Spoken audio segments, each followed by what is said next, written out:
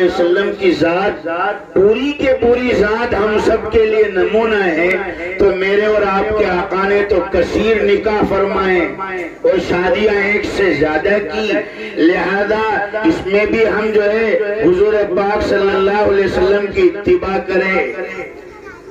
مولانا نے کہہ تو دیا مگر ڈر بھی لگتا ہے، اس لیے کہ بیان سننے والوں میں الگ الگ ٹائپ کے کوالٹی ہوتی ہے، الگ الگ کوالٹیاں ہوتی ہے۔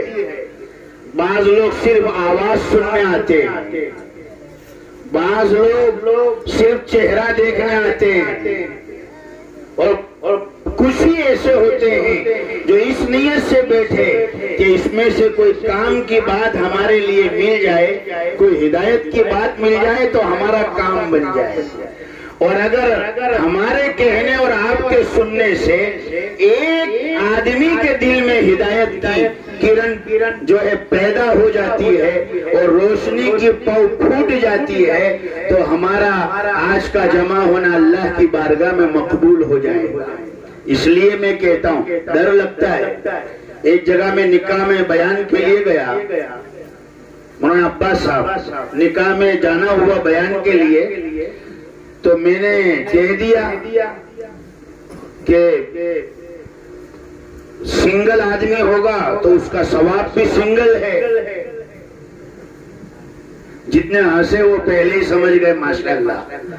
میں نے کہا کہ بھائی اگر آدمی سنگل ہوتا ہے تو ثواب بھی اس کو سنگل ملتا ہے، اور اگر وہ ڈبل ہو جاتا ہے یعنی مفرد تھا مرکب ہو گیا، تو اب جب مرکب ہو گیا اکیلا تھا شادی کر لی تو ثواب بھی کیا ہو جائے گا؟ ڈبل ہو جاتا ہے۔ تو میں نے بیان میں تو کہ انگلینڈ کی بات کر رہا ہوں، میں نے بیان میں تو کہہ دیا، بیان کے بعد 4-5 نوجوان باہر کھڑے تھے، مجھے پکڑ لیا اور مجھے پکڑ کر کہنے لگے مولانا صاحب آپ کی بات بڑی اچھی لگی، آج ہمیں بڑی اچھی لگی۔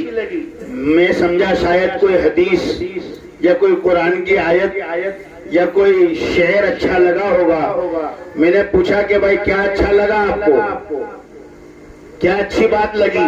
کہنے لگے آج آپ نے جو کہا کہ آدمی سنگل ہوتا ہے تو ثواب بھی سنگل ملتا ہے، اور اگر ڈبل ہو جائے تو ثواب بھی ڈبل ملتا ہے، تو مولانا اس کا مطلب تو یہ ہے کہ آدمی جتنا دگنا در دگنا ہوتا جائے، سمجھ گئے؟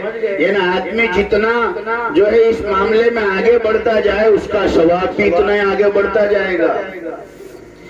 تو میں نے کہا کہ آج کے بعد کان پکڑے، جب بھی یہ بات کہوں گا تو پوری بات سمجھاؤں گا، اب ادھوری بات نہیں کہوں گا، اس لیے کہ بہت سے مرتبہ نصیحت کرنے والا کس لیے کرتا ہے، اور جو ہے مطلب نکالنے والا اپنا کچھ اور مطلب نکال لیتا ہے۔ ایک حکیم صاحب تھے،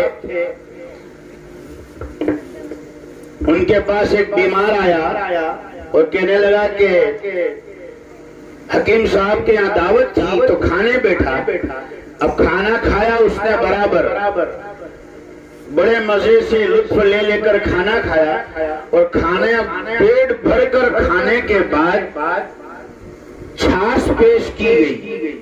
کھانے کے بعد الگ الگ علاقوں کے الگ الگ روایت ہوتی ہے، آپ کے یہاں کی بھی کچھ الگ روایت ہوگی، ہمارے یہاں کی الگ روایت ہے۔ ہمارے یہاں گھر میں اچھا کھانا بنا ہوا ہے، نوجوان گھر میں کھانا کھاتا ہے، رحمت جیسی بیوی ہے، اور بیوی رحمت نے اپنے ہاتھوں سے شوہر کے لیے کھانا بنایا، کھانا گھر میں کھا لیا ہے، اس کے باوجود دوستوں کے ساتھ باہر جا کر پیزا کھاتا ہے، پتہ نہیں کیا کیا کھاتا ہے۔ یہ ہمارے علاقے کی بات، وہ ہماری روایت ہے۔ بمبئی والے کہتے ہیں سیو واٹر، بمبئی والے کہتے ہیں سیو واٹر، اور دلی والے کہتے ہیں سیو ٹری، وہ کہتے سیو ٹری، وہ کہتے سیو واٹر، مگر گجرات والے کہتے ہیں سیو ممران سیو کھمن، ہمارا یہ نعرہ ہے۔ آپ کے یہاں کی بھی کچھ روایت ہوگی، حکیم صاحب نے دیکھا کہ اس اکال نے بڑا کھانا کھایا پیٹ بھر کر، اور پھر بڑا پیالہ چھاچ کا بھی گٹ گٹ کر کے جو ہے انڈیل گیا، تو حکیم صاحب نے نصیحت میں یہ کہا کہ بھائی چھاچ کو کھانے کے بیچ میں پیتے ہیں، چھاچ کو کھانے کے بیچ میں پینا چاہیے۔ مقصد یہ تھا کہ اگر آپ بیچ میں پیتے تو جو ہے کھانا آپ سے کم کھایا جاتا، اور جتنا کم کھائے اتنا صحت کے لیے اچھا ہے۔ تو حکیم صاحب کی نصیحت سن کر اس نے الٹا مطلب نکال لیا۔ آپ کے گاؤں کا تو نہیں ہوگا، شاید کوئی بہت دور کا ہوگا، تقریباً 30-40 کلومیٹر دور کا ہوگا، آلے واڑی سے بہت دور کا ہوگا۔ اس نے مطلب نکالا کہ اچھا چھاچ کو کھانے کے بیچ میں پینا چاہیے، تو اس نے آواز دی کہ بھائی 1-2 روٹی اور لاؤ تاکہ اس کو کھا لوں اور چھاچ کو بیچ میں کر لوں اور حکیم صاحب کی نصیحت پر عمل کر لوں۔ چھاچ بیچ میں کر لو، نصیحت پر عمل بھی ہو جائے۔ تو حکیم صاحب نے تو سر پکڑ لیا کہ اللہ تیرا بھلا کرے، میں تو چاہتا تھا کہ کھانا کم کھائے، تو نے تو اور کھانا منگوا لیا۔ میں تو تجھے کم کھانا کھلانا چاہتا تھا، تو نے تو اور 2 روٹی منگوا لی۔ تو ایسا ہوتا ہے۔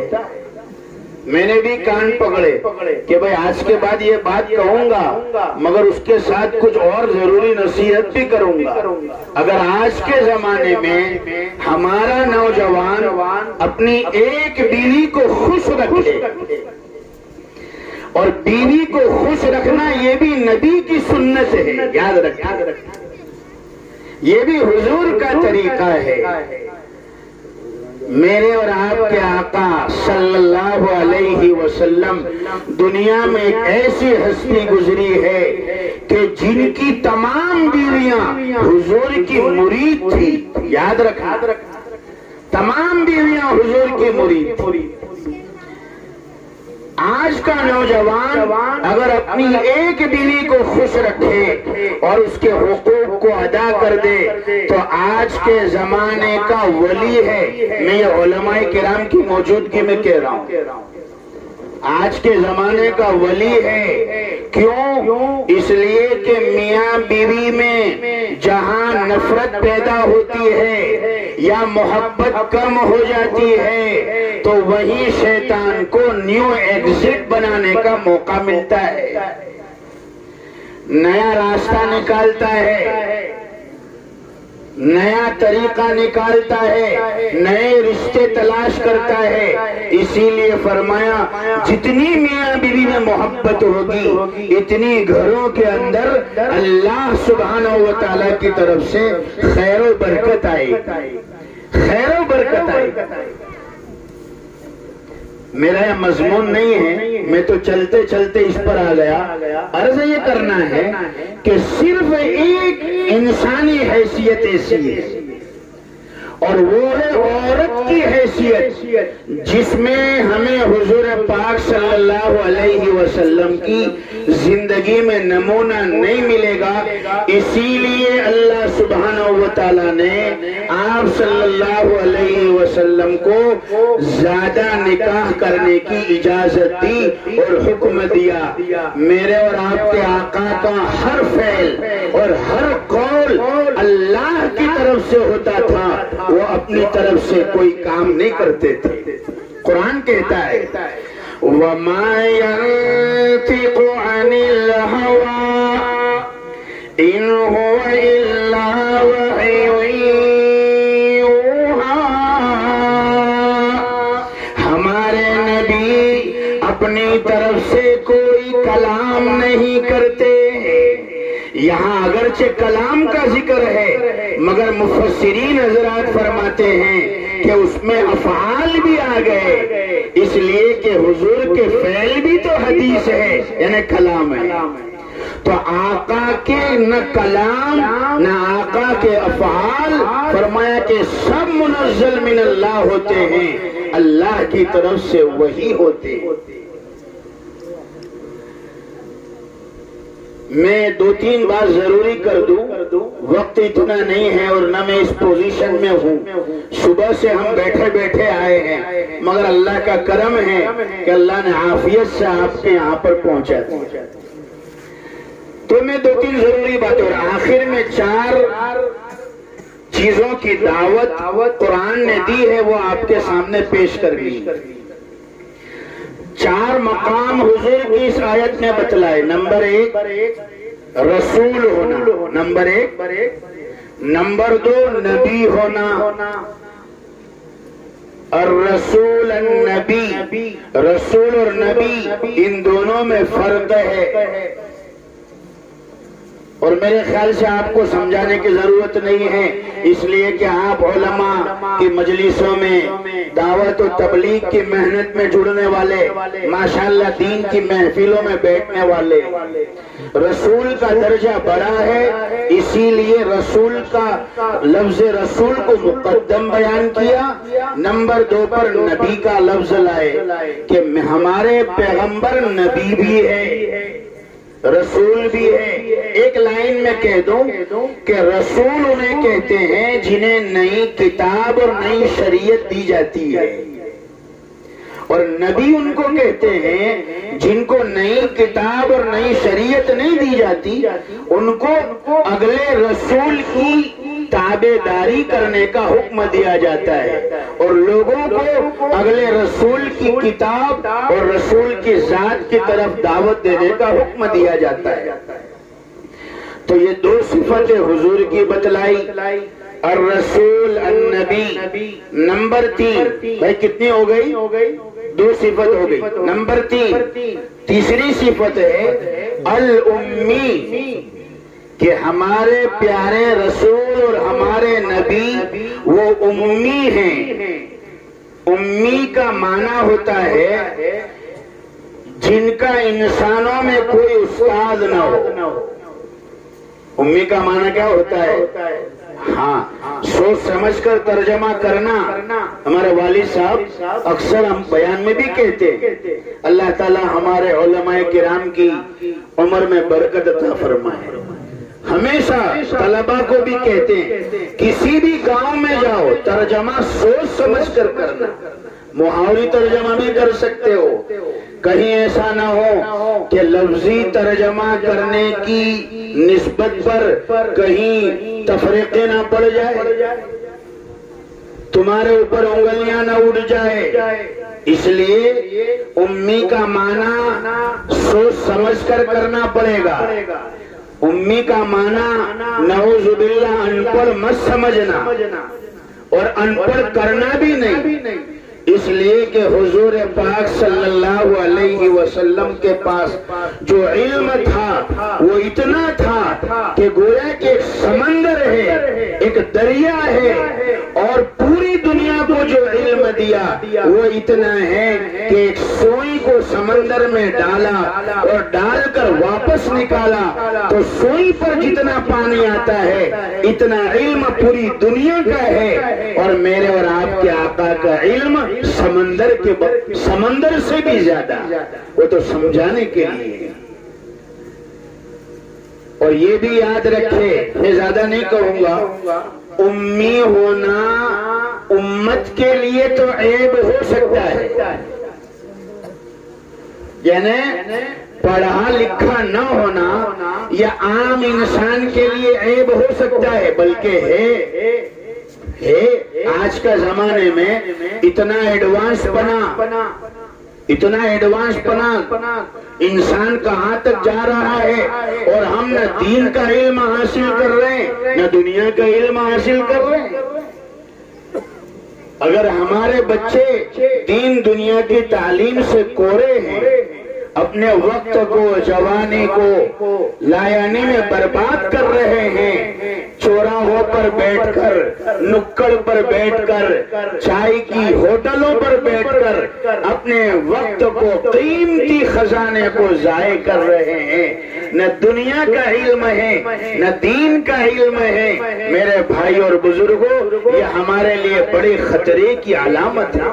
مجھے آخر میں جس پوائنٹ پر آنا ہے وہ یہی ہے، تعلیم۔ ہم مدرسوں کی قدر کریں، علماء کرام کا ساتھ دیں، ہماری ان اولادوں کو دین کا بھی علم دے، دنیا کا بھی علم دے، کورے نہ رکھے۔ اور یہ بھی یاد رکھے ہمارے علماء اور بزرگوں نے کبھی انگریزی اور دنیاوی تعلیم حاصل کرنے سے مخالفت نہیں کی، کبھی نہیں کی۔ ہاں اتنا ضرور کہا ہے انگریزی سیکھو مگر انگریزیت مت سیکھو، اتنا کہا۔ اور وہ تو روزمرہ کی زبان میں نہیں بولتے ہیں، یہ تو ہمیں سیکھنی بھی چاہیے۔ ہمارے استاد مکرم حضرت مفتی سعید احمد صاحب پالنپوری رحمت اللہ علیہ رحمت واسعہ، شیخ الحدیث دارالعلوم دیوبند فرمایا کرتے تھے ہر مومن کو لوکل لینگویج بھی آنی چاہیے، انٹرنیشنل لینگویج بھی آنی چاہیے۔ اپنے آپ کو احساس کمتری میں نہ ڈالے، ہر علم حاصل کرنا چاہیے۔ ایک شوہر اپنے گھر میں آتا ہے، داخل ہوتا ہے تو اپنی بیوی کو کیا کہتا ہے؟ OBVG کیا کہتا ہے؟ بھائی اپنی بیوی سے ہم گھر میں جاتے ہیں تو کیا کہتے ہیں؟ OBVG، یہ انگلش ہی کی تو اسپیلنگ ہے۔ OBVG تو بیوی کہتی ہے IG، بیوی کیا کہتی ہے؟ IG۔ یہ کہتا ہے کہ چائے پیو تو کہتی ہے PKI، ہماری روزمرہ کی زبان میں بھی کہتے ہیں۔ عورت کہتی ہے PKI، یہ تو انگلش میں ہی ہم بول رہے ہیں، باتیں کر رہے ہیں۔ مفتی سعید احمد صاحب پالنپوری رحمت اللہ علیہ فرماتے ہیں کہ علم اور حکمت کی بات مسلمان کا گم شدہ خزانہ ہے، اسے جہاں ملے، یہ تو حدیث بھی ہے، حدیث ہے کہ اسے لے لینا چاہیے۔ علم کی بات، حکمت کی بات، اپنے اوقات کو ضائع نہ کرے لن ترانی میں، ایران توران کی باتوں میں۔ اب الیکشن آئے گا تو کون آئے گا، کس کی پارٹی آئے گی، فلانا یہ ہوا۔ ہاں نالج ہونا چاہیے، یہ بھی یاد رکھے، حالات حاضرہ کا نالج ہمیں ہونا چاہیے تاکہ ہم آگے کے مل کر پلان کر سکے، اس کا ہمیں علم ہونا چاہیے۔ زمانے میں کیا چل رہا ہے، کون کہاں جا رہا ہے، اس کا ہمارے نوجوان کے پاس نالج ہونا چاہیے، مگر اپنی داستان کو فراموش کر کے غیروں کی داستان کے پیچھے نہ پڑ جائے۔ وہ شاعر کہتا ہے، بڑا پیارا شعر ہے، نوجوانوں کو بھی علماء کو پسند آئے گا۔ شاعر کہتا ہے، جس دور پہ نازا تھی دنیا، ہم اب زمانہ بھول گئے، جس دور پہ نازا تھی دنیا، ہم اب زمانہ بھول گئے، غیروں کی کہانی یاد رہی، ہم اپنا فسانہ بھول گئے، غیروں کی کہانی یاد رہی، ہم اپنا فسانہ بھول گئے، منہ دیکھ لیا آئینے میں، پر داغ نہ دیکھے سینے میں، منہ دیکھ لیا آئینے میں، پر داغ نہ دیکھے سینے میں، جی ایسا لگایا جینے میں، مرنے کو مسلمان بھول گئے، انگریزی پڑھائی بچوں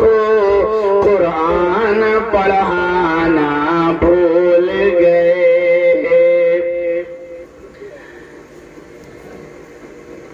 इधर उधर के औकात गुजारने और ज़ाये करने में हमारी कौम बहुत आगे है। और फिर हम कहते हैं आज मुसलमान परेशान हैं, मुसलमान तकलीफ में हैं। कौन कहता है मुसलमान के ऊपर हालात है? कौन कहता है?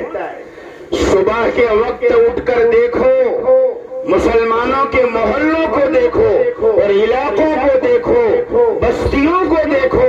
मुसलमान बड़े इत्मीनान में है और आराम में है, बिस्तरों में सोया हुआ है। कौन कहता है मुसलमान परेशान? हमारे मसाइल मुसल्लों से हल होंगे और दुआओं से हल होंगे और इत्तिफाक से हल होंगे। याद रखें, इत्तिफाक से हल होंगे। और ये अल्लाह का वादा है, आले वाली वालों, ये अल्लाह का वादा है। पूरे कुरान करीम में 3 जगह पर ये आयत है। ये उलमाए किराम को लुत्फ आएगा इंशाअल्लाह। 3 जगह पर पूरे कुरान में। और ये वो आयत है और ये वो वादा है अल्लाह का जो अगले 1.25 लाख अंबिया में से किसी नबी को अल्लाह ने ये वादा नहीं किया। सिर्फ मुहम्मदुर रसूलुल्लाह सल्लल्लाहु अलैहि वसल्लम को दिया। 3 आयतें 3 जगह पर, अल्फाज के थोड़े से इख्तिलाफ के साथ एक ही किस्म की आयत। हुवल्लज़ी अरसल रसूलहु बिलहुदा व दीनिल हक़्क़ि लियुज़हिरहु अलद्दीनि कुल्ली। वही जात है जिसने मोहम्मद अरबी सल्लल्लाहु अलैहि वसल्लम को हिदायत का रास्ता बताने वाला बनाकर भेजा और दीन मुबीन, दीन हक देकर भेजा। वही जात अपनी जात की कसम खाकर कहते हैं लियुज़हिरहु अलद्दीनि कुल्ली। एक दीन ऐसा आएगा कि अल्लाह ताला मोहम्मद अरबी सल्लल्लाहु अलैहि वसल्लम के दीन को तमाम आलम पर गालिब करके रहेगा। 3 जगह पर वो वादा अल्लाह का पूरा नहीं हुआ है।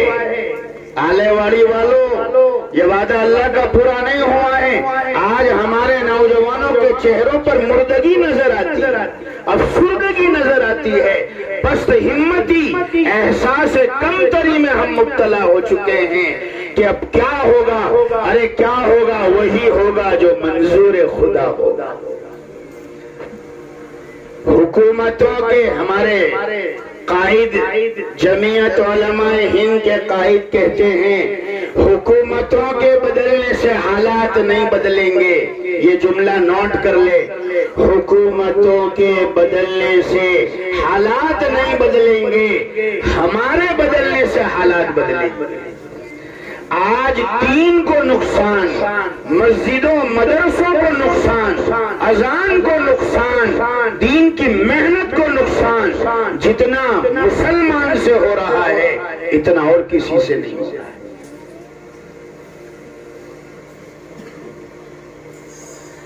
दुश्मन खड़ा था तेरे घर को ढाने में। आप माशाल्लाह बड़े समझदार लोग हैं, इशारों में कलाम समझ लेंगे। मैं किस मस्जिद की बात करने जा रहा हूँ। जालिम खड़ा था तेरे घर को ढाने में, जालिम खड़ा था तेरे घर को ढाने में, तूने क्यों देर कर दी अबाबील को पहुंचाने में। अल्लाह, जालिम खड़ा था तेरे घर को ढाने में, तूने क्यों देर कर दी अबाबील को पहुंचाने में। अब मैं समझा क्यों देर हुई अबाबील के आने में। मस्जिदें खाली है और मुसलमान पड़ा है मैखाने में। मस्जिदें तो खाली। फ्रांस की एक स्कूल, वहां बच्चों को पिकनिक पर हर साल ले जाया जाता था। हर سال پکنک کے اوپر لے جاتے تھے۔ ٹیچرز نے سوچا اس مرتبہ کچھ اینٹک نئی جگہ جہاں نہیں گئے ہیں وہاں لے جائے۔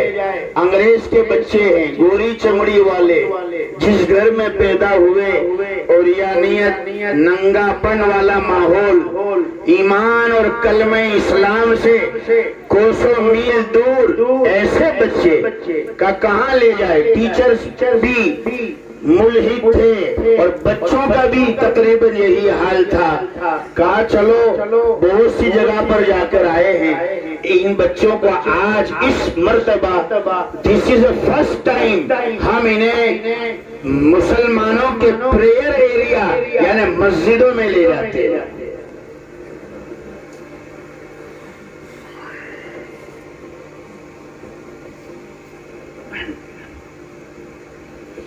مسجدوں میں لے کر آئے، بچوں کو بتایا، امام صاحب، مولانا صاحب ساری چیزیں بتلائی، پریئر، نماز، عبادت کا طریقہ بتلایا، مسجد کا معنی بتلایا۔ مسجد کہتے ہیں سجدہ کرنے کی جگہ کو۔ تو بچوں نے کہا کہ ہمیں بھی ٹیچر ہمیں بھی یہ سجدہ بتلائیے کیا ہے؟ تو مولانا صاحب نے سب کو سجدہ بتلایا اور سارے بچے گورے انگریز کے سجدے میں چلے گئے اور تھوڑی دیر تک سجدے میں پڑے رہے۔ ایک سناٹا تھا، خاموشی تھی۔ تھوڑی دیر کے بعد وہ انگریز کے بچے جنہوں نے نہ کلمہ معلوم ہے نہ اللہ رسول معلوم ہے، مسجد میں زندگی میں پہلی مرتبہ ان کے خاندان میں کوئی ہے جنہوں نے قدم رکھا ہے، جب وہ بچوں نے سجدے سے سر اٹھایا تو فیڈ بیک لیا گیا، یہ معلوم کیا کہ بھائی سجدے میں آپ نے کیا پایا، آپ کو سجدے میں کیا محسوس ہوا؟ انہوں نے جو جواب دیا ہے، ایک بچے نے کہا جب میں نے جھکایا سجدے کے لیے، جب میں سجدے میں چلا گیا تو میں کیا دیکھتا ہوں کہ زمین کے اندر سے مجھے آسمانوں کے راستے نظر آئے، کامیابی کے راستے نظر۔ چھوٹے چھوٹے بچے کہہ رہے ہیں۔ دوسرے نے کہا جب میں نے سر جھکایا تو میں نے ایسا محسوس کیا کہ میرے سر پر اور کاندھوں پر بہت بوجھ تھا اور میرے جو ہے دونوں بازو بوجھل تھے۔ جب میں نے سر جھکایا سجدے میں تو ایسا لگا کہ زمین نے میرے سارے بوجھ کو سکین کر لیا، کھینچ لیا اور اپنے اندر جذب کر دیا، اور جب میں نے سر اٹھایا تو ایسا سکون ملا، ایسا لطف ملا کہ میرے سارے بوجھ ختم ہو گئے۔ سنی نہ مصر و فلسطین میں وہ عزا میں نے دیا تھا جس نے پہاڑوں کو رأس شیماب، وہ نماز جس سے روئے زمین کانپ جاتی تھی، آج اسی کو ترستے ہیں منبر و محراب۔ نعرہ تکبیر، نعرہ تکبیر۔ 12 ربیع الاول آج ہی گزری ہے۔ مدینہ المنورہ میں ایک 12 ربیع الاول ایسی بھی گزری تھی، پورے مدینہ کے اندر کوہرام مچا ہوا تھا، صحابہ کرام کا عجیب حال تھا۔ حضرت عثمان غنی رضی اللہ تعالی عنہ ایسے دھاڑے مار مار کر رو رہے تھے جیسے زہریلے سانپ نے ڈس لیا ہو۔ حضرت علی کرم اللہ وجہہ ایسے خاموش بیٹھ گئے جیسے بہت پہاڑ سر پر آج ٹوٹ چکا